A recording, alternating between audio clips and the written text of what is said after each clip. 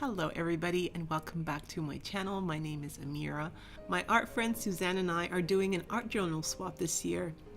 And what we're doing is that we're sending each other die cuts and then we're creating layouts for each other. So this is my second layout for her. I've done a previous one which I'll link you to, and if you go over to her channel you'll be able to see a couple of videos where she has done layouts for me. I'm really enjoying this swap this year. So this is my second layout for Suzanne. I'm using the die cuts of the birds that she sent me, and I've also decided to grab some papers from my stash and do a collage as a beginning.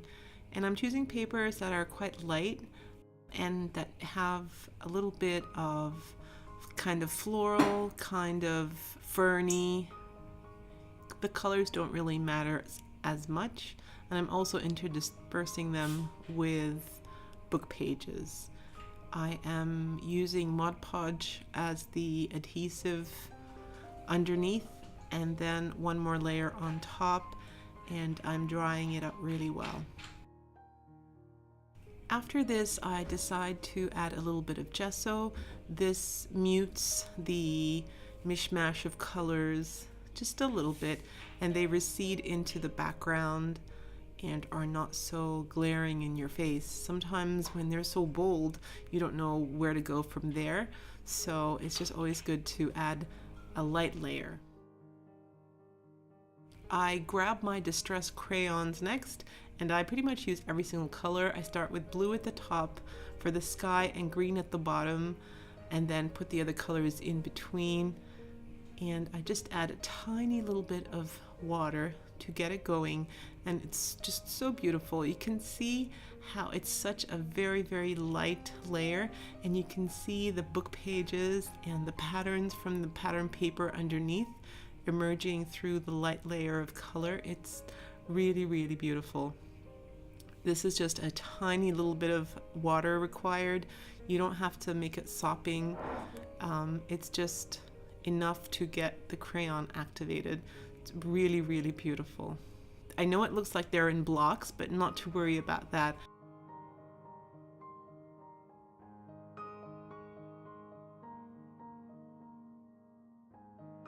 I then grab some acrylic white paint, and then with my brayer, I do a little bit of this kind of mishy-mashy, which doesn't really do anything for me. So I grab my dishcloth here and a little bit of water, which is what I'm using with my left finger there, and I'm just receding that into the background as well and making it more cohesive, more one layer. It basically is what I did with the gesso, but you have the extra added advantage of the colors now, so it's just building layers on layers.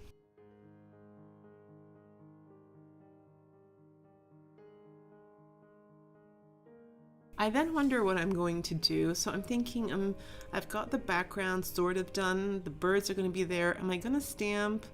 I then have this extra piece of paper from, and I can't remember what this collection was, but it's from Graphic 45. And so I thought, what if I fussy cut the flowers out? They'd look really pretty.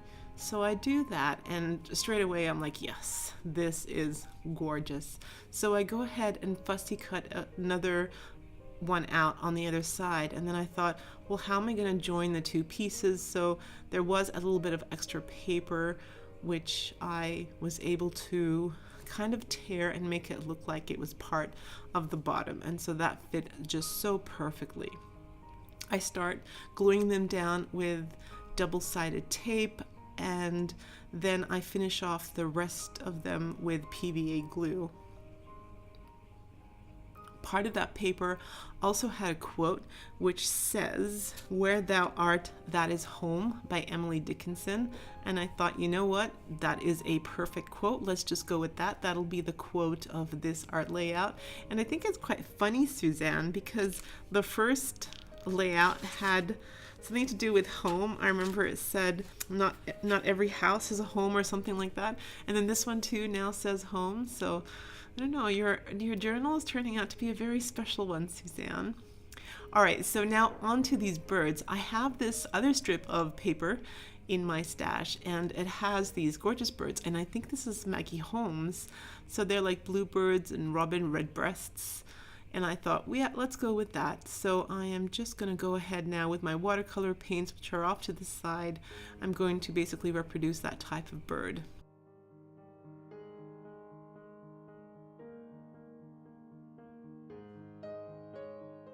As each of the previous one dries, I go back with a more concentrated color of blue and red, etc. Just to give them more detail. The last thing these little birdies need is a little bit of brown beak and a little bit of brown feet. And it's all in the details. It's so cute.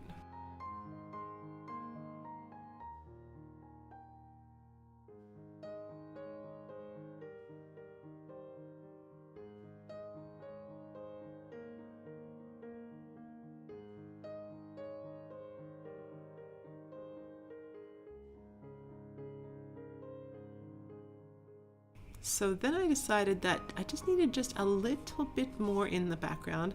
I have this wood grain stencil, and I have this stamp pad which is not juicy at all, so I try to just add a little bit of green around the edges of the paper. I'm now going to grab my distress inks, which are juicy, and I'm going to go with a combination of crushed olive and I think that's mowed lawn there, and I'm just double checking to see what they look like. And so yeah, I think this is gathered twig actually, and I'm just putting in like a wood grain effect into the background. It looks really, really good. I then bring in this patch pattern, and I'm using mowed lawn, and I'm gonna add this pattern around the edges of the art journal and just smudge it just a little bit. But this makes it look really good. I love the different patterns all conjoining together and just making it seem really interesting.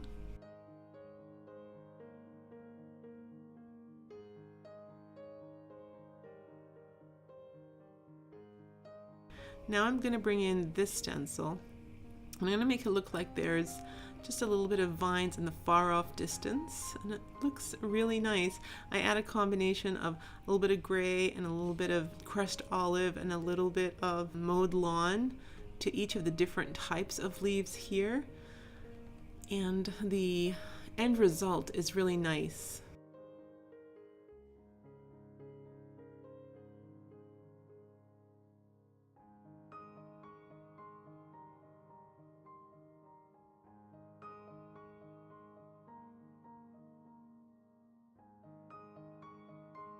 I'm now just trimming off the excess, and a few of the excesses that I cut off are quite substantial, so I do go back and add them on to the layout.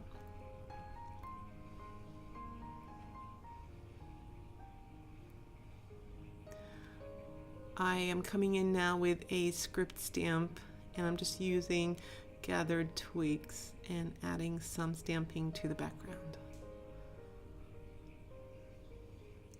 I then decide to add some more gathered twig, and then I'm just sponging it and softening it around the edges, but I'm adding some brown to the edges, and then after the brown has smudged in, I then go in with some black, and the black makes it look so beautiful. I love that look. I then decide to do a little bit of shading, but this Tombow marker is not a good smudgeable pen. Black watercolor paint, but yeah, see, it's not working very well here, and I actually need to find a good smudging pen. I think perhaps maybe a gelato would have been better here. I'm trying to be as quick as I can to be able to smudge it, but it's just an instant pen. I then go back in here and add the stencil because I feel like I lost it when I smudged.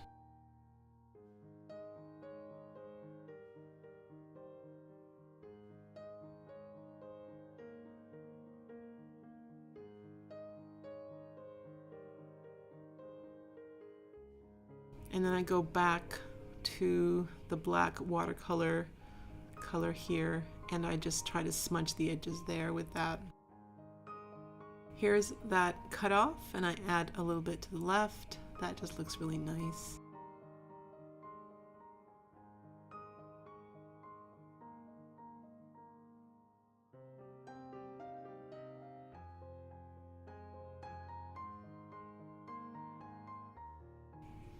I'm now just inking the edges of the sentiment, and I'm going to attach that with double-sided tape.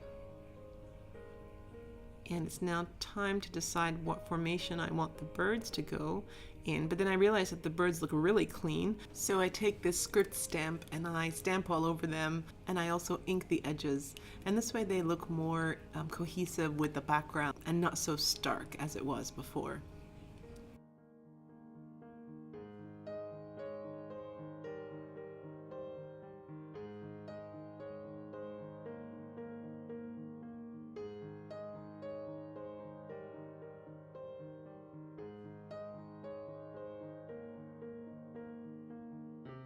I'm now just adding double-sided tape to tape them down, and I will be adding PVA glue as well.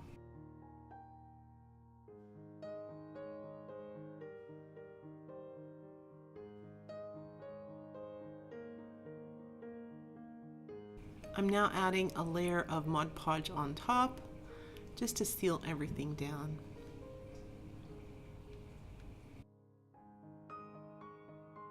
I think this looks really good, and then I take a second look at it and I think, what is missing? I know what's missing. I've got some Nuvo Glimmer Paste, and I feel like it would look really amazing along the outside. So I add, with my finger, I add just a little bit of the gold glitter paste around the edges, and I think it really gives it that little extra oomph that I was looking for. It looks really cool.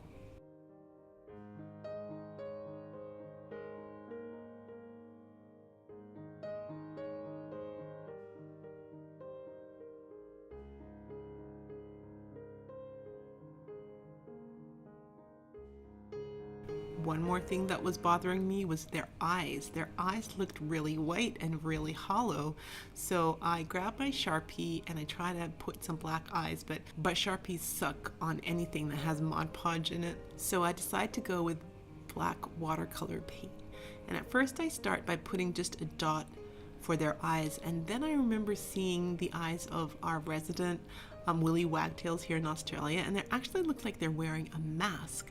So I thought, oh, it would be so cool if these little guys were wearing masks. So I do a little bit of a flick and I make it look like they have masks on. I think this is so cute. I've decided that one is called Fargus and the other one is called Tony. Why have I decided these funny names? Because if you look at some of the script from the book pages that I added to the background, there's a little passage in there that says Fargus picked up the something and it's been ripped, and then underneath it says, and so had Tony.